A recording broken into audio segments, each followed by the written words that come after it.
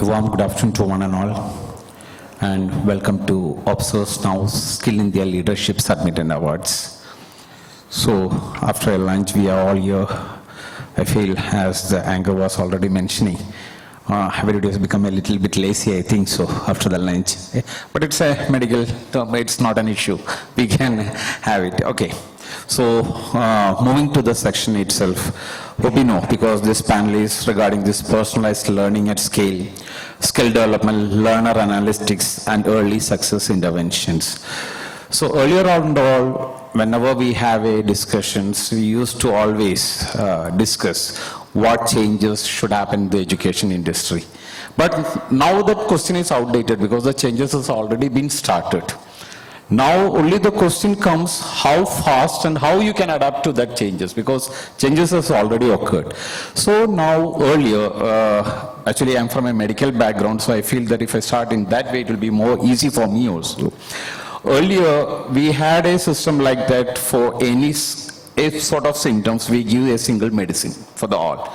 But now it has been completely changed, because we call it as personalized treatment, because one medicine doesn't fit all for all symptoms. In Indian system of medicine, we say it is like prakriti, that is constitution differs from one person to another. And in modern medicine, we say, okay, personalized treatment, because everybody is unique. Not even two persons are in the same, even though they shows the same symptoms or whatever maybe. In the same in the education also, you know, because earlier means one teacher, one syllabus fits all. This was the concept which was occurred earlier. Now it has been completely changed to personalized. When it comes to personalized education, the highest challenge is when it comes to a large number, how this challenges, how we can face that challenges, because when it comes to a large group, because it's not like personalized doesn't mean that one-to-one exactly, it's not possible at all. So we are using like artificial intelligence, etc., for the same thing.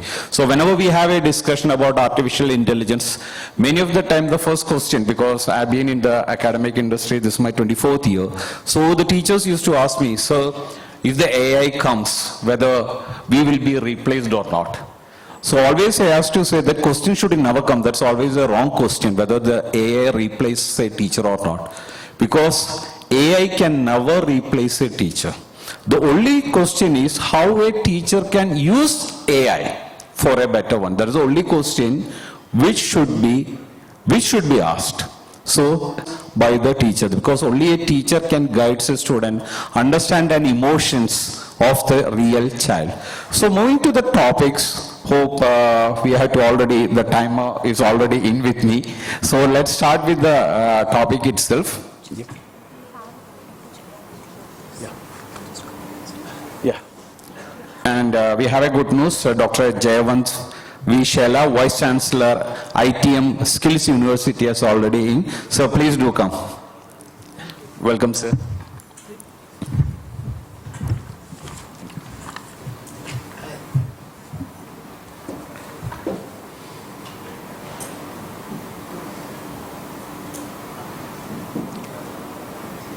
So let's move into the discussion, panel discussion. So what we said earlier itself, how can AI personalize learning pathways for millions without compromising quality? So that was what we started initially, because when it comes to the personalized learning, the quality should never be compromised. So I would like to have you from sir itself starting with, how can an AI personalized learning pathways for millions without compromise quality? So we would like to hear your views, sir, for the same. Thank you, Doctor. Thanks for inviting me for this particular talk. I think I'm audible. Good. So I would request everybody to rewind to 30 years back period. 30 years, because most of the people sitting in this room have bald ears or white hairs. So when I was a student, teachers used to come in the class, one-way communication. He will come, write something on the board. We students will just think. In that particular scenario, when somebody from the leadership team asked the teacher, when you talk about learning pathways, now in a class of 60, I can ensure that 60 students have 60 career paths, 60 learning paths, 60 different assignments, 60 different assessment modules, and 60 different counseling sessions. I can do with a click of button. This is what now many universities have started adopting to. If this is the scenario, it is very, very imperative for us people, leadership teams across the board, as far as academic ecosystem is concerned. It is very, very important for us to understand that whether human will be required or not. When this is the question we need to answer, where to use human being in the whole chain, because with a click of button you can design curriculums, you can design content, you can design PPTs, you can design assessments, you can evaluate them also and give a feedback. But where a teacher will be required in the whole ecosystem? In a very holistic manner, when we talk about personalized learning. That personalized learning is a very specific requirement to individuals. AI at this moment of time is not matured enough to handle that particular aspect of personalized learning. That is where role of teacher becomes very, very important. Because teacher has empathy, teacher has creativity, teacher has innovation, and teacher can listen to what student is talking about. One scenario, if student is missing from the class, he may not be well altogether, or purposefully he is bunking the class. There are two different aspects, but AI will treat both the things in a same way. That is where teacher comes into picture. So when we talk about personalized learning, everybody is talking about personalized learning, but they are just forgetting the role of a teacher in the classroom. Because when teachers plays his role in a right direction, actual personalized learning will come into picture. Because you are addressing the needs of each one with empathy, with emotions, with intelligence. So this is where I would like to answer. Yes, we can handle 1 crore or n numbers of curriculums in one go. We can handle curriculum designing, we can handle content designing, assessments, everything we can handle with AI. But the role of teacher is very, very important in this aspect. This is my viewpoint on your question.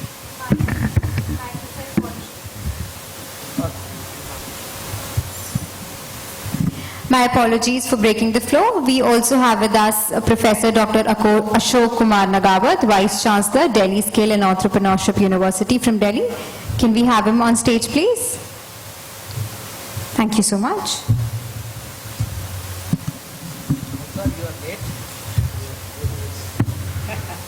Welcome, sir. So there was a clear what we were mentioning. It's not about replacing, it's about assisting. Exactly, how to use it exactly for the betterment. Coming to the second one, we always discuss about data, how the data can be used, that signals, how we can use that. So sir, I would like to ask you your point of views regarding that. What data signals are most predictive of student success or dropout risk? And also, how early should interventions intervene based on learning analytics? Yeah, thank you very much. Thanks Skill India Leadership Summit founders and organizer, and thanks to the audience. Dr. John, the topic which has been given to all of us to ponder is the buzz of today's era. We always see AI intervention in education systems. The jargon of personalized learning at a scale is being taught.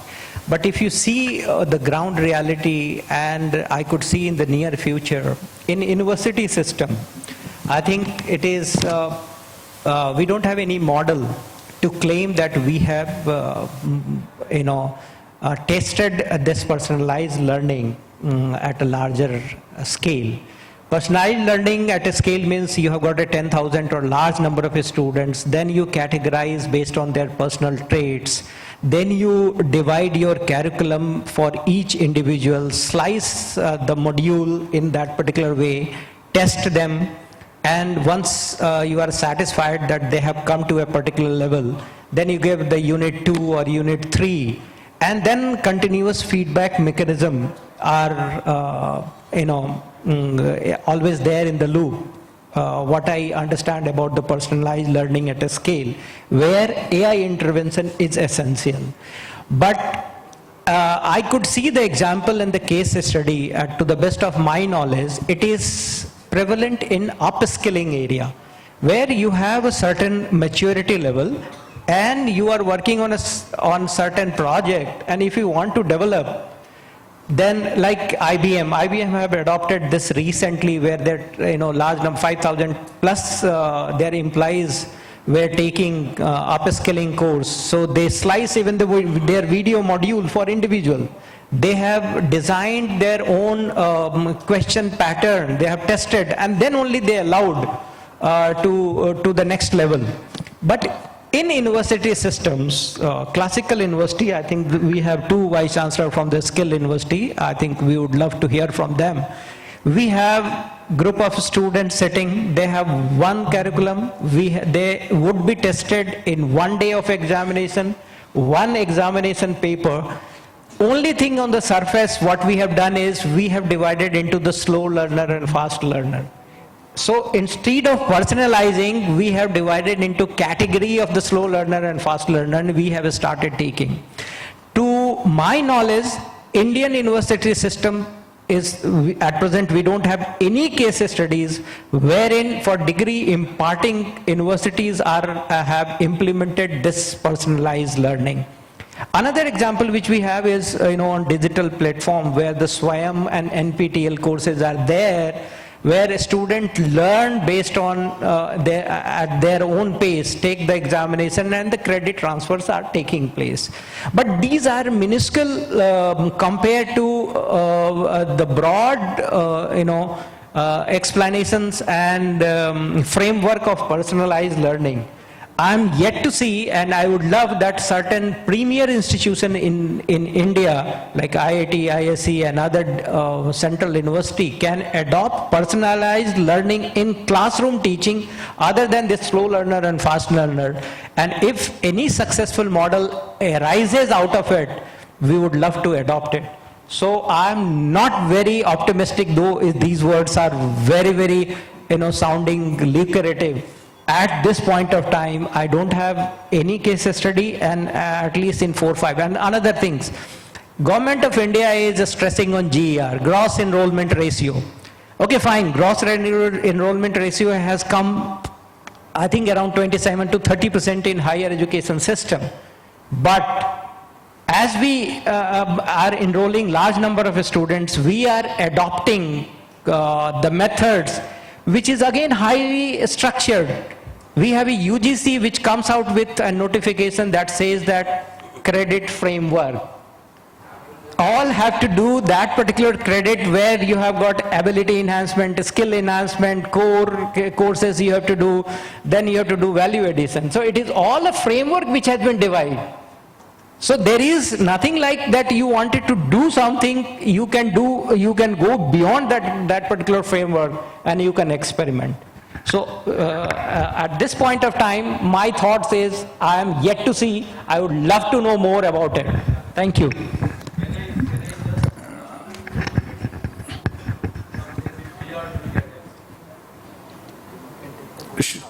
Yeah, sure. You are talking? That we can see once we have... So we can, in the end, we can have a question from the audience. No, at the end we can take it. Yeah, of course. Actually, what Sir has done means he has given up an open challenge, because any university, because we have a cream of what you call education leaders here. So it's an open challenge who can take it and you can develop it. What he said exactly means that's a right point, even though we talk about like personalized learning, etc. But still we are lacking so much of areas, because it's not mature. That is a real thing whenever we talk about A and all, because when right now what we call as personalized studies also, that is just like some add-on courses. If some students want to have some add-on courses, they can go for that. But that is not exactly what is meant by personalized studies. So it's an open challenge to the audience, and whobody is here. At the end, we would like to hear from you, sir. We are here to take home something, especially from you people. So coming to the next topic, it's regarding like, what do you call? Yeah. skill. When we talk about the skill itself, even though I'm working in UP, I'm hailing from Kerala, so which is considered to be with the highest literacy rate. So when we talk about literacy itself, so if you know to, if you are able to read and write your name, you are called as a literate person. But whether rightly you can say whether it is a literate or not. So that is another question, because degrees doesn't work exactly. If only the degrees need to be, then there need not be a area called as like interviews, right? Because any company wants to have somebody, they conduct an interview. If only the degree talks, means they have to just see the resume, see the certificates, appoint them. So where it exactly counts means that is the skill what they can do exactly. So even though you might have seen the recent surveys, even though 50%, less than 50% of skilled, so-called skilled workers are ready to be employed. The others are just for the namesake. That's the only thing. So I'd like to hear from you, sir, how this AI can help in that sector, like employment, like gap, how to fill that gap. Well, thank you. So when we talk about the skill is an innate property of an individual. And education is the manifestation of those innate properties. Now, skill comes by practice. AI certainly gives us a big platform, but because you are from medical background, so I'd like to tell you that HLA typing, when we go for, we have huge diversity in population. And that is deliberately done by nature. So by thought, by act, by skill, I think we all are variable. Like, I give an example. We gave a topic to the student saying that, okay, bring a write-up on this. They all went to Google, they all went to AI, and their all write-up was matching to each other.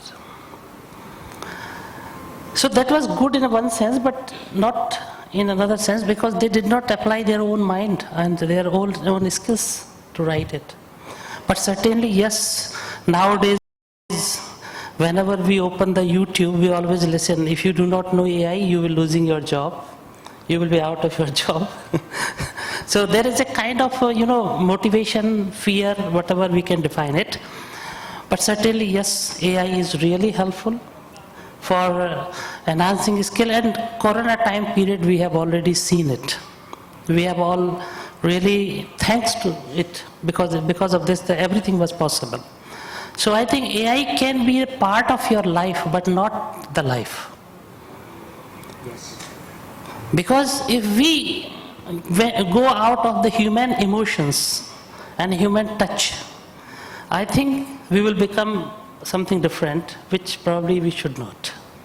So this is my opinion. Yes, I support AI, and we are also struggling, because sir said either those with the white hair or bald hair, but I am not neither bald or nor with white hairs, but still I am from the same age group. So it is very hard for us to really understand in beginning, really AI will become part of my life, in my class. Not I, but AI is asking me to teach, which we are not accepting yet by heart. But by and by we are going that side, because old people learn late, young people learn faster. So I support the idea. And whatever the way it may be employment, it may be self-employment, it may be recognition by any skill. And all the skills are your ability to determine whether you are an asset to the society or you are a burden on the society. So I think skill development with AI is positive from my side. Thank you. Thank you, sir. Yeah, do it. Please. Yes, sir, we have our next topic, sir. That how do we balance personalization with standardized academic benchmarks? And also, sir, what ethical concerns arise when predictive analytics in education? So we'd like to hear it from you, sir. Continue. Am I audible? Yeah. So in continuation to sir, I support that the skill set which sir said is, it should be categorized in two things. One is the core competency skills, Other one is the skill set in which the student can excel, and that should be correlated with the industry aligned skills, or that can be correlated with the inherent skills which a student can have. So when we talk about skilling, we always say that it is a personalized, it is a customized. So what I feel is, to some level in universities, we are using the core competency level, but we lack in the industry required or the inherent skill of a student. So we need to use AI in those areas where we can identify the competency of a student in which they can excel, they can enjoy, only they can excel. So there the role of AI comes. So there is a term which is used as adaptive learning. So as per the student, they perform at the back end, the AI start observing the students, scaling the hobby, the interest level, and according to that, the reports or the results they give back to the students. This is the domain in which the student can excel, and we should, as you can say, mentors or teachers, we should analyze those things and we should guide the students accordingly. So this is my submission in the part where we say that personalized skilling is required and how we can integrate AI in it. Second is self-paced skilling, or the skilling which is required for as per the requirement of the industry. And the contents should be curated well, so AI can be used by the faculty members in creating the contents, so which can be helpful for the students and the mentors also, so that they don't have to give you can say long notes. They can correlate the concepts with the actual application area where they can apply. When we apply, then only we can say that skilling happens. Otherwise, there is a two-term. One is we call as education, other one is a skilling. So education is a core competence, and skilling is when we apply the concepts. So when we apply, then AI plays a role, how to apply, where to apply, and assessment through adaptive learning takes place. Thank you, sir. So we have our next topic, sir, please. How can institutions ensure algorithmic fairness in learner recommendations? And also, what is the role of behavioral analytics in improving students' engagement? Hello, good evening. After lunch, it looks like a very silent one. Many As my- AI assistants to... As our first speaker said that we had moved where curriculum used to be designed, faculty used to teach, then the faculty-driven curriculum, then the industry-driven curriculum, and then the AI which shows the pathway for driven curriculum. All those factors are there. But today we are talking about how the learner can even think that a couple of decades back or 3 decades back, someone will be having a session on learner-driven analytics? Question mark. Whether students will decide about it? Question mark. All those issues were there in front of us. Now, when we are saying that it is a learner-driven, if you see here, the learning to leadership. So now curriculum, industry-driven, yeah, technology is there. But what sir has asked me about the behavioral one, or the academic learning, all those things are there, but there is a question mark. Where is the attention and attendance? When you talk about the fairness also, what you said, sir, about the fairness, about ensuring fairness. When we say about ensuring fairness, where we are looking at it, whether students is going beyond that rote learning and memorization of GPA to moving ahead, like whether there is the engagement, whether there is an activity-based learning, whether there is the participative things are happening. And when all those things put together comes into place, that is the time. And when we say that the micro credentials are coming, where a small capsule credential programs are expected by the industry, and that is where when these fairness, when these holistic development takes place, That is where the fairness takes place and students become a preferred candidate for the industry. That is one. When we are talking about a behavioral engagement, first comes is an academic engagement, then the behavioral, then there is a third one. Student is whether interested in going for that engagement or not. In academic engagement, you can judge it by giving them the marks or a continuous evaluations. In behavioral engagement, you can see it whether he has just logged in and moved out. We don't know whether he is attended or attentive or what was it. Whether he has really absorbed that intelligence, question mark. So we don't know whether students have acquired that knowledge or not. And at the same time, I have a question on all those issues when we talk about the human intelligence. When it is saying that NEP and other things which are coming out. We are seeing that by 28.6% GR to come to 50%. And when the other end we are saying that the industry is looking out for a micro credential and they get employed. If they get employed with a micro credential, when is your gross enrollment ratio is going to go up? It will not be recorded. Because industry moves with the LinkedIn and social media keywords and they try to recruit, they try to call them for the interview and make the recruitment. So students after 12, are they going for an higher education? If they don't go for it, then NEP and even the government has a bigger challenge of going for a gross enrollment ratio. And on the top of it, you have a behavioral engagement question, and the second one is your fairness things, what sir said about it.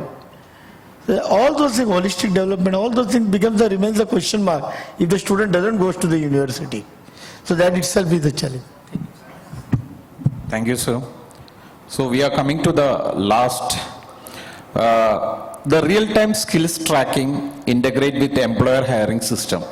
So coming to that point, sir, we always, especially with the regarding technical schools and also engineering, all the other engineering colleges, mostly, even placement occurs each and everywhere. At the end of the course, there comes a placement drive, there will be an interview conducted, somebody will be selected. So this is normally happening. So my question is, sir, what about real-time skills tracking? Because as we said, the employability gap also we have discussed. So if the students real-time that skills has been tracked, so that will be easy for the industries also to know exactly, giving some badges or whatever may be, to recruit that students. So I'd like to hear from you, sir, how can real-time skills tracking integrate with employer hiring system? And also how does personalized that skill truly look like in public education system? Thank you for providing me the opportunity to be here and share my views. And I will speak on the basis of what we are doing at Delhi Skill and Entrepreneurship University. And DSEU has a different vision than the many universities in India, and we are following, and one of the focus area definitely is the personalized learning. We are not offering only regular academic programs which lead to particular job role or employability ensuring programs which are regular academic programs. We have initiatives driven with the support from the government and other NGOs where we cater to the personalized learning in a very proactive manner. I will give you one example that we have a Women Works program. In proactive manner, we approached about 21,000 women living in the various parts of the Delhi, especially the underprivileged areas and poor sections of the society belonging to. So we identified what they can learn and what they are interested in doing in their life and launch a micro business. So it's a kind of entrepreneurship. And we have, out of this communication with 21,000 women through our fellows, we could provide specific personalized training to 2,100 women. And they could successfully launch. And now it has been recognized by the Guinness World Record also, and various awards our self-help group have received. So that's the one approach. Personalized learning simply, in my understanding, means that as per the wishes, either the dream or as per the circumstances, what he need to improve upon whatever he is already engaged. So my submission is that the learning should be for all. and not for. The university should also be for all. So our universities have short-term skill credit certification program plan, even personalized learning for street food vendors. So street food vendors need a different kinds of learning. Now the university, premier university would not like to speak to and cater to the requirement of street food vendors. But we are interested in providing them learning in the hygiene, learning in communication skill, learning in food production, learning in use of the platforms, various platforms to ensure home delivery, because most of the home delivery is being owned by the service providers which are big, and a street food vendor would not find a place to market his product through that channel. So we are providing this specific training as per the need base. So that model can be complicated. At the same time, I realize that there are more than 40,000 skills already listed on different LinkedIn profiles. So what we need to do is that every citizen, maybe like just Aadhaar link, you can say that what kind of skills he is already possessing, that a database should be created and analytics should be made, that the skills which our citizens are having, all citizens, and we are doing it for our own students, that the skills which they have mastered and which they have earned either at our level or at prior to joining the university should be in the database. And then an AI chatbot or an AI solution would help them in knowing them which further skills they can upgrade themselves.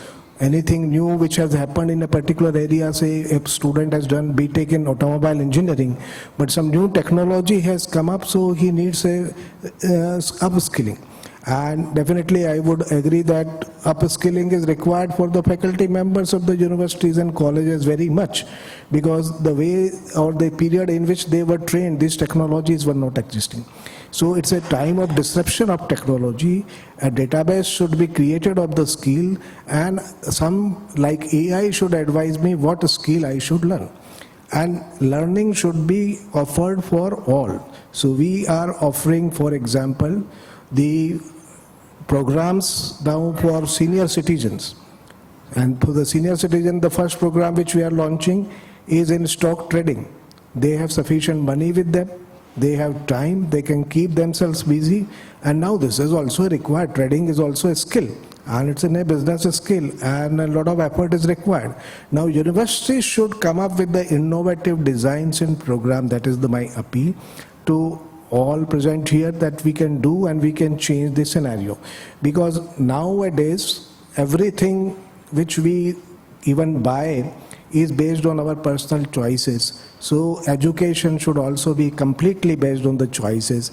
And this fixed pattern of learning, like which previous speakers were highlighting, that when I was a student, when you do BSc Physics, then you do go through a curriculum which is same in University of Rajasthan and Delhi University or any other university, and with a minor elective options available, you cannot make different, but you are producing same set of what we call factory model.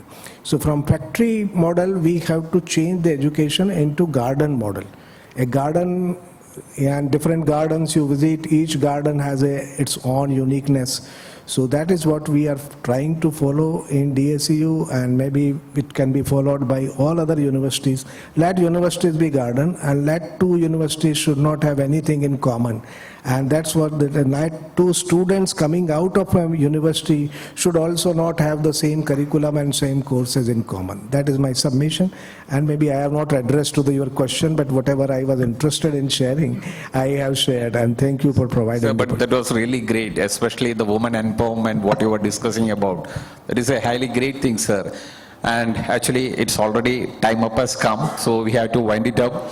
So even though we would like to have more discussion, because this topic cannot be discussed in such a short period, because as we said, it requires more and more, actually days and days for this to get even, because we are in a preliminary stage of AI using different angles. But unfortunately I'm forced to wind it out. So thank you one and all for being here, and over to our anchor.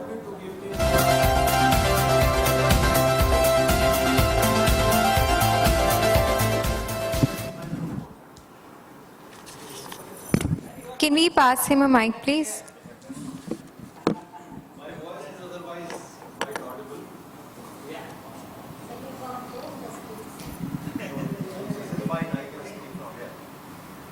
every university, we have choice-based credit system. If a student pursuing MBA wants to opt something in music or drama, he can do that or she can do that, provided the total of the credits remain within the limits. Moreover, we have a 3-tier mentor system. Every student has a faculty mentor, every student has an alumni mentor, every student has an industry mentor, to see what are his interests and how can we give him what he or she wants. So you said that this does not exist. In whatever stage it exists, in our university, it is very much there. Sir, this is everywhere, what you said, and there is a credit framework even for PG. You cannot exceed that. Everybody has to follow, and they have a choice that they have to take.